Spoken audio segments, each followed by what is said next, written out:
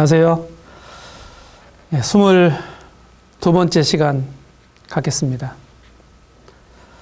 우리는 지금 믿음의 사람 아브라함에 대해서 계속 지난 시간에 이어서 살펴보겠습니다. 창세기 16장부터 20장에 걸쳐서 있는 아브라함에 대한 기사를 가지고 두 번에 걸쳐서 말씀을 나누겠는데요. 신앙생활의 과정 속에서 실패와 시련이 있게 마련이고 그것의 값을 지불해야 하고 결국 하나님의 자비가 화를 돌이켜 복이 되게 하사 신앙을 진일보하게 하신다 하는 것이 오늘 2시간의 주제가 되겠습니다. 인간적인 생각과 세상의 유혹을 믿음으로써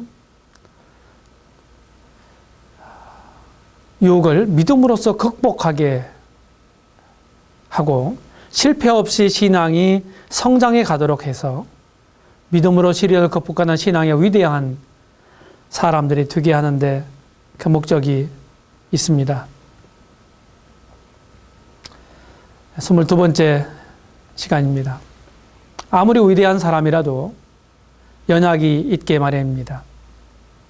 그로 인해서 실패도 경험하게 되죠. 이 작은 실수가 큰 문제의 원인이 되기도 하고 걷잡을 수 없는 화근이 되기도 합니다. 자칫 잘못한 순간의 실수가 자자손손 처절한 신음이 됩니다. 우리는 실패의 자리에서 주저앉아 낙심하고 원망 가운데 있을 수 있습니다. 그러나 자비로우신 하나님께서 그 실패를 통해서 하나님 앞에서 겸손하게 만드십니다. 자신에 대한 새로운 각성과 통찰을 갖게 합니다. 그래서 온전히 하나님만을 의지하는 전적인 신앙으로 살아가게 하시는 것이죠. 실패를 통해서 큰 깨달음을 가졌다 할지라도 C.H. 맥킨토시가 깊은 통찰력으로 일침을 가한 것처럼 실패를 통해 배우는 교훈은 저급한 것이다 라고 했던 말을 우리 모두는 명심해야만 하겠습니다.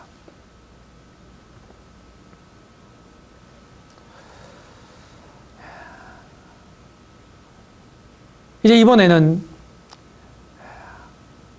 아브라함의 신앙 성장기에 이어서 시련기를 한번 생각해 보겠습니다. 아브라함에게 큰 믿음의 행로에 시련이 생겼어요. 우리 16장 1절로 4절에 있는 말씀을 읽겠습니다. 아브라함의 아내 사레는 생산치 못하였고 그에게 한 여종이 있으니 애굽 사람이요 이름은 하갈이라. 사레가 아브라함에게 이르되 여호와께서 나의 생산을 허락지 아니하셨으니 원컨대 나의 여종과 동침하라. 내가 혹 그로 말미암아 자녀를 얻을까 하노라 하매 아브라함이 사레의 말을 들으니라. 아브라함이 아내 사레가 그 여종 애굽 사람 하갈을 가져 그 남편 아브라함에게 첩으로 준 때는 아브라함이 가나안 땅에 거한 지 10년 후이었더라. 아브라함이 하갈과 동침하였더니 하갈이 잉태함에 그가 자기의 잉태함을 깨닫고 그 여주인을 멸시한지라. 창세기 16장 1절부터 4절까지 있는 말씀을 읽었습니다. 우리는 16장을 통해서 아브라함의 불신을 봅니다. 아브라함의 아내 사레가 생산치 못하는 것이 문제의 발단이었습니다. 이때는 하나님께서 이미 약속하신 지 10년이 경과된 때예요. 그런데 아브라함이 애굽에서 살 때는 그곳에서 사레는 몸종 하갈을 얻었습니다. 세상에서 얻은 것은 화근이 되었습니다. 하나님의 약속을 믿고 오래 참고 기다리며 위를 바라보고 하나님을 기다려야 했습니다. 그럼에도 불구하고 이 부부는 자기들의 소견대로, 자기들의 생각대로, 육신대로 행하게 됩니다. 신약 성경에서 이 사건을 어떻게 말하는지 주의해 보시기 바랍니다. 이것을 육신과 성령의 투쟁으로 교훈하고 있습니다. 갈라디아서에서 형제들아, 너희는 이삭과 같이 약속의 자녀라. 그러나 그때의 육체를 따라난 자가 성령을 따라난 자를 핍박한 것 같이 이제도 그러하도다. 그러나 성경이 무엇을 말하느뇨? 계집종과 그 아들을 내어 쫓으라. 계집종의 아들이 자유하는 여자의 아들로 더불어 유업을 얻지 못하리라 하였느니라.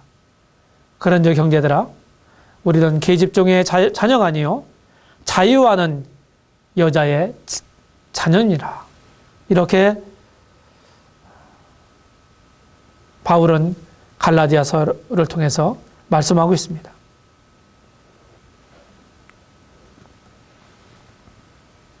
사레가 남편인 아브라함에게 제안하고 있어요. 나의 여종과 동침하라.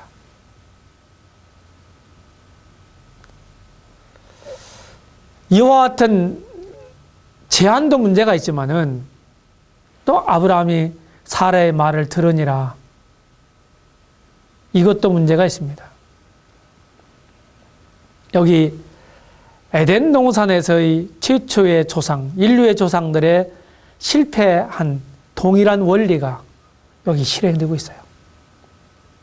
창세기 3장 6절에서 여자가 그 실과를 따먹고 자기와 함께한 남편에게도 주매. 6절 하반절에 보게 되면 그도 먹은지라. 부부는 닮는다는 속설이 있습니다. 그런데 좋은 점만 닮아야지 나쁜 점까지도 닮아서는 안 되는 것입니다.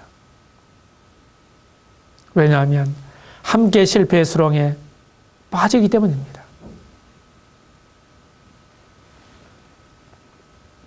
어느 한 사람만이라도 올바른 분별이 있었다고 한다면 아마 역사상 나타난 아브라함과 사라의 실수로 인해서 역사상 나타난 그런 심각한 문제는 사라지게 됐을 것입니다. 이제 하갈이요. 하갈이 사라의 몸종이었어요. 종이 무엇입니까? 종은 권리가 없어요. 주인이 시키는 대로 주인을 섬겨야 하는 의무만 있는 존재가 종입니다. 그런데 하갈이요, 자기의 잉태함을 깨닫고 그 여주인을 멸시하는 경거망동이 있습니다. 예전 지혜자는 다음과 같이 간파했습니다. 잠언 30장 21절로 23절에서 세상을 진동시키며 세상으로 견딜 수 없게 하는 것 서너시 있나니 곧 종이 임금된 것과 미련한 자가 배부른 것과 꺼림을 받는 계집이 시집간 것과 계집종이 주모를 이은 것이니라. 자리가 그 사람을 만들어준다. 이렇게 세상 사람들은 말하고 있지만 사실은 그 자리에 적합한 인물이어야 합니다. 성경은 그것을 말하고 있는 것입니다. 교회 리더들의 자격에 대해서 말씀하시면서도 여전히 그와 같은 책임을 맡을 자격을 강조하고 있습니다. 사실은 그 자리가 그 사람을 만들어주는 건 아닙니다. 겉으로는 그렇게 될지 모르지만 사람 됨이라는 것은 그렇게 만들어지는 게 아니죠. 어떤 위치나 어떤 일을 하는 게 중요한 게 아니고 그 위치와 그 일에 걸맞는 인품을 가졌느냐가 더 중요한 것입니다. 이 일로 사례는 남편을 향하여 나의 받는 욕은 당신이 받아야 옳도다 라면서 자신이 제안해 놓고서 책임을 남편에게 전가합니다. 이것이 전형적인 죄인의 모습이죠. 그리고 나서 사레가 하갈을 학대하니 하갈이 도망합니다. 그러나 하나님은 그 하갈에게 권고하세요. 9절에 보게 되면 내 여주인에게로 돌아가서 그 수하에 복종하라. 문제는 다른 사람이나 환경에 있는 게 아니라 자신 안에 있음을 명심해야 합니다. 환경을 피하고 바꾼다고 해서 그 문제의 본질이 해결되는 것은 아닙니다. 자신이 변해야만 하는 것입니다.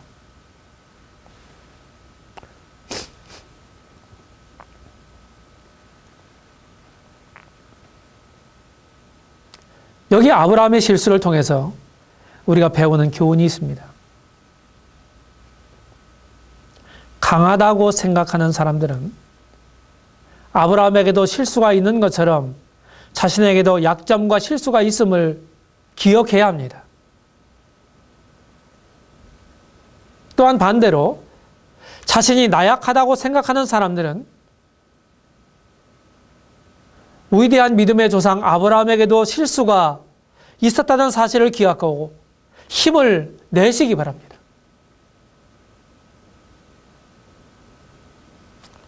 문제 해결의 두 가지 방법이 있습니다. 그것은 환경만 보면 불평과 원망이 나오고 하나님을 보고 환경을 보면 위로부터 지혜와 믿음이 내려옵니다.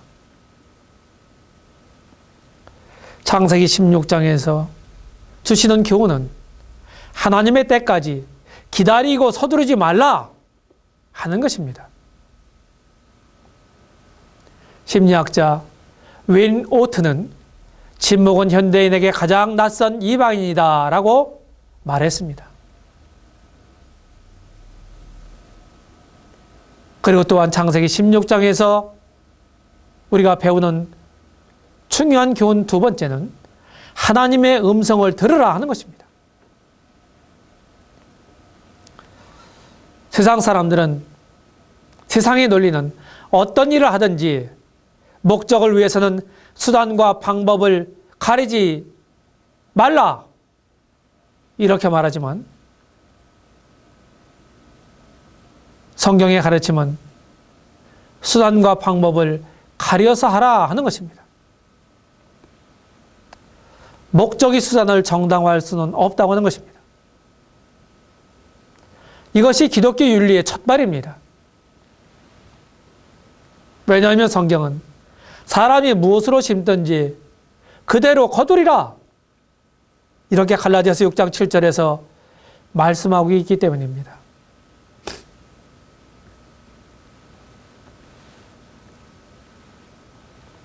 우리가 창세기 17장에 보게 되면 언약의 표징이 있습니다.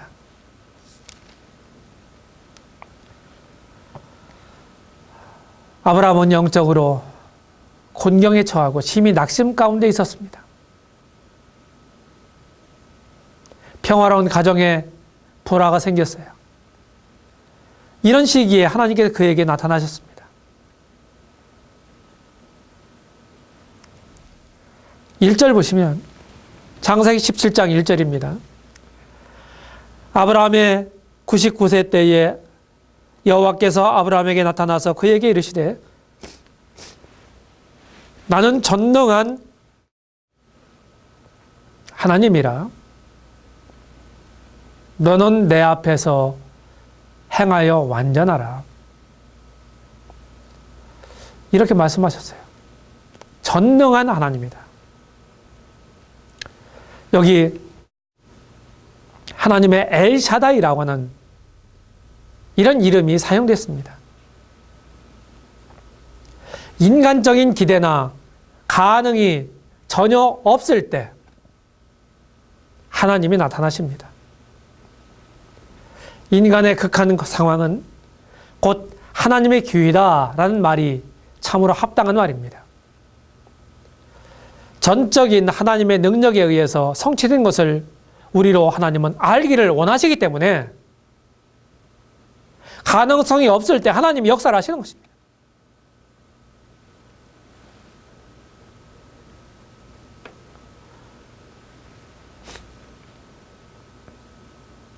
자신을 소개한 하나님은 이렇게 요청하십니다. 너는 내 앞에서 행하여 완전하라.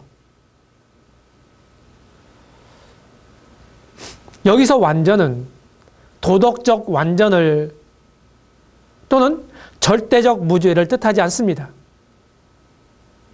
이 말은 일편단심을 뜻합니다.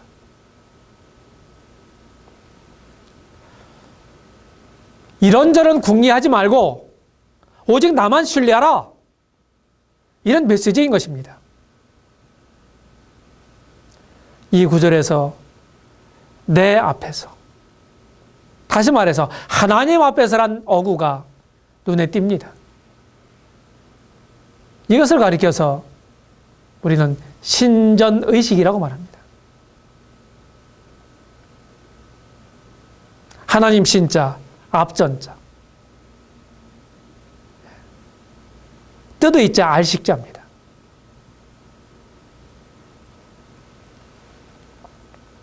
하나님을 의식하는 삶. 이 신전의식은 개혁자 존 칼빈의 삶의 모토였다고 합니다. 우리가 때마다 일마다 하나님을 의식한다고 한다면 우리는 많이 달라질 것입니다. 함부로 행할 수가 없을 거예요.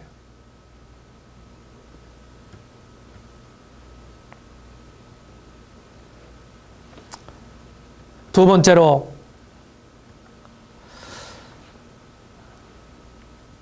(15장 7절로 21절에) 보게 되면 하나님께서 이렇게 말씀하시죠. 내가 내 언약을 너와 나 사이에 세워 라고 하나님이 아브라함과 체결한 언약을 상기시킵니다. 그 언약은 큰 민족, 땅의 티끌, 뭇별로 표현된 후손과, 아브라함의 후손과 관계가 있습니다. 뿐만 아니라 창세기 17장 8절에 보게 되면 가나안 땅과 관계가 있습니다. 그리고 약속의 자녀인 이삭과 관계가 있어요. 하나님의 약속을 점점 구체적으로 확인시켜 주시는 모습을 우리는 보는 것입니다.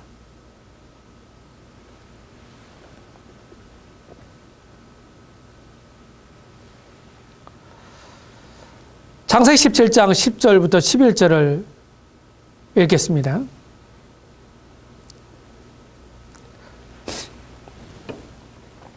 너희 중 남자는 다 할례를 받으라. 이것이 나와 너희와 너희 후손 사이에 지킬 내 언약이니라. 너희는 양피를 베어라. 이것이 나와 너희 사이에 언약의 표징이니라.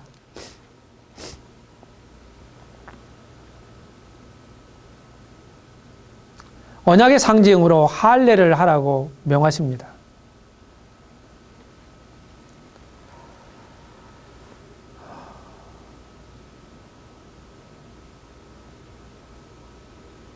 할례는 구별을 의미합니다. 그리고 순결을 의미하고 순종을 뜻합니다. 신약 성경에서, 신구약 성경에서 말씀하는 진정한 할례는 양피를 베는 게 아니라 하나님에 대한 순결한 마음으로 참된 순종을 하는 것을 뜻하고 있습니다. 신명기 10장 16절, 30장 6절, 에레미야 9장 26절, 골로새서 2장 11절을 읽어보십시오. 마음의 할례를 하라고 말합니다. 마음의 할례를.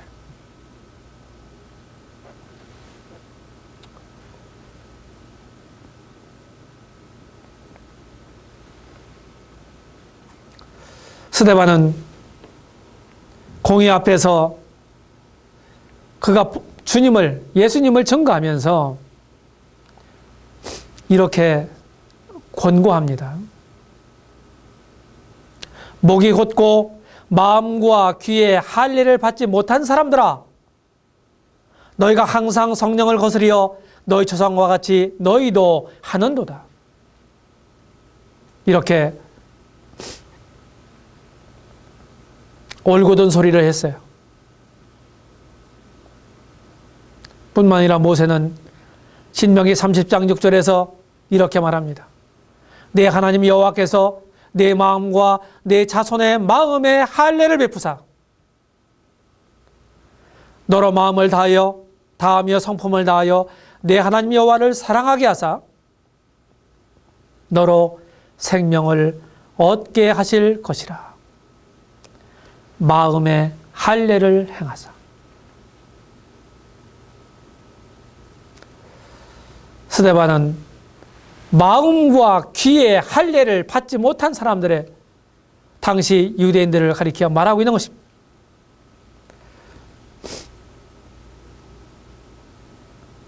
골로새서 11장을 보십시오.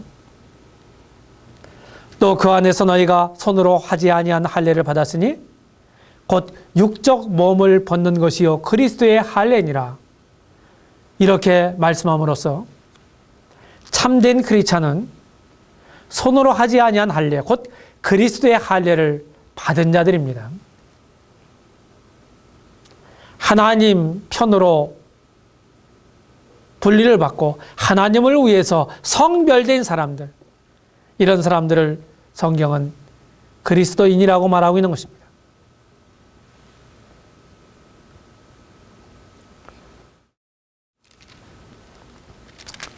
우리는 창세기 18장을 통해서 18장 1절로 21절을 통해서 아브라함이 손님 접대하는 모습을 보게 돼요. 아브라함에게 온 손님들이 있습니다. 아브라함 미리 알지도 못한 장소에, 미리 알지 못한 때에, 미리 알지 못한 모습으로 이 귀빈들이 나타난 것입니다.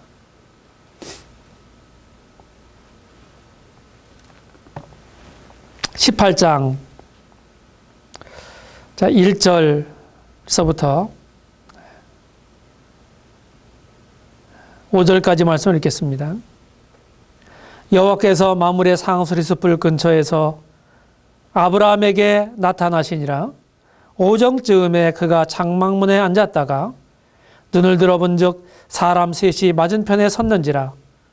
그가 그들을 보자 곧 장막문에서 달려나가 영접하며 몸을 땅에 굽혀 가로되 내 주여 내가 주께 은혜를 입었사오니 원컨대 종을 떠나 지나가지 마옵시고 물을 조금 가져오게 하사 당신들의 발을 씻으시고 나무 아래서 쉬소서. 내가 떡을 조금 가져오리니 당신들의 마음에 쾌활케 하신 후에 지나가소서. 당신들이 종에게 오셨음이니이다. 그들이 가로되 네 말대로 그리하라.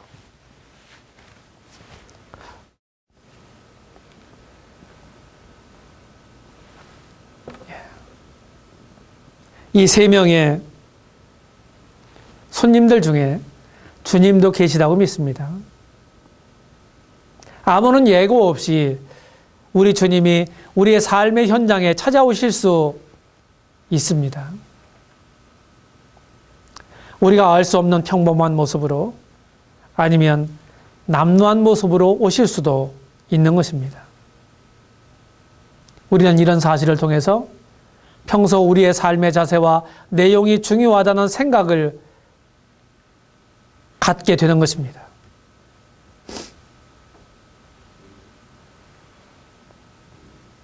아브라함의 손님 접대 자세는 우리가 본받아야 될 귀감입니다.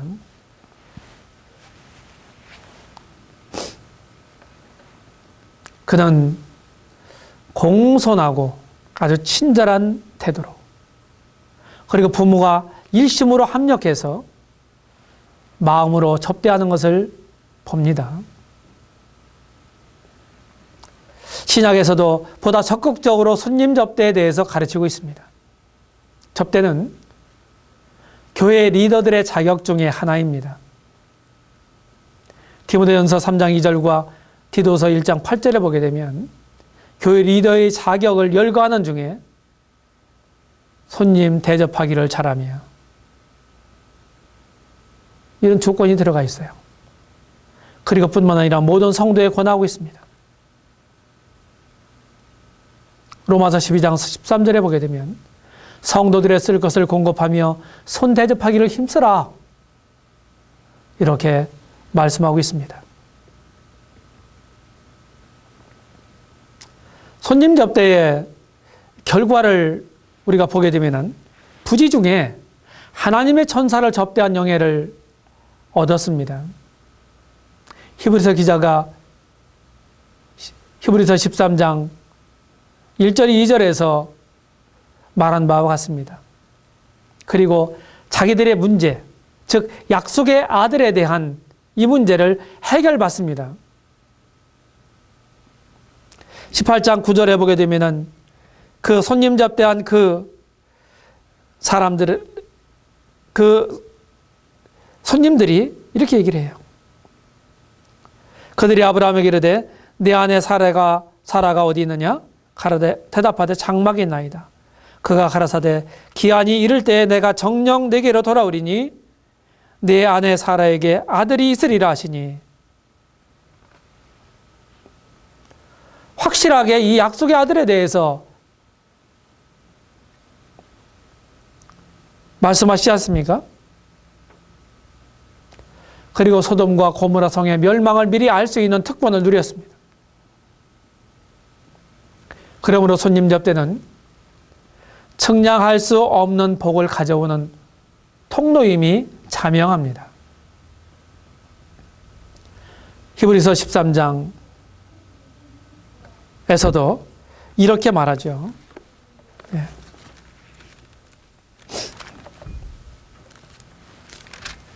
예. 13장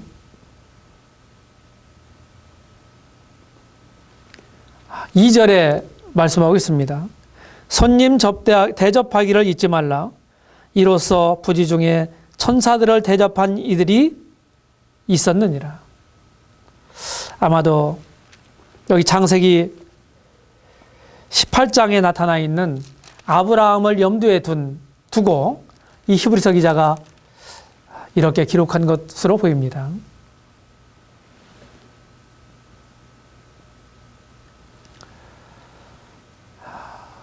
이처럼 이 손님 접대는 매우 중요합니다.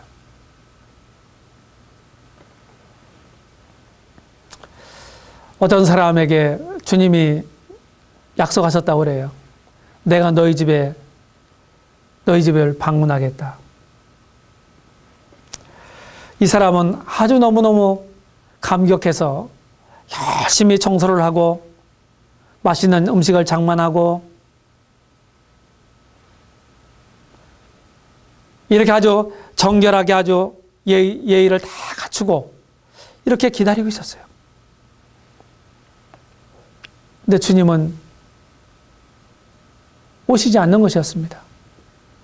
근데 한참 있다가 어떤 허름한 장사꾼이 들어왔습니다. 제발 좀 이 물건 좀 팔아달라고, 사달라고 간청했습니다. 아, 우리 집에 귀빈이 오신다고 약속했기 때문에 이제 그런 겨를이 없습니다. 돌아가십시오. 그리고 내보냈습니다. 한참 있다가 또 거린이 들어왔어요. 돈 몇 푼만 저에게 주십시오. 이렇게 간청을 해도 이 사람은 주인을 기다리는 일에 열심한 나머지 본체만 채하고 그래 내쫓듯 내보냈습니다. 또다시 다른 사람이 또 왔어요. 근데 거들떠보지도 않았습니다. 온종일 기다려도 약속한 주님은 오시지 않았습니다. 그래서 기다리다 못해 이제 주님께 말씀을 드렸어요. 주님, 왜 저희 집에 방문하신다고 하시더니 오시지 않습니까? 이렇게 항의조로 말씀을 드렸어요. 근데 주님이 대답하시기를, 내가 내 집에 3번이나 갔었다.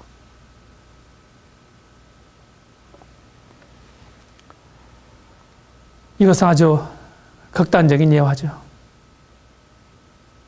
어떤 모습으로 주님이 우리 가운데 나타나실지 알지 못해요. 그래서 아무리 시원찮게 보이는 사람이라 할지라도 우리는 그들을 인격적으로 대해줘야 합니다.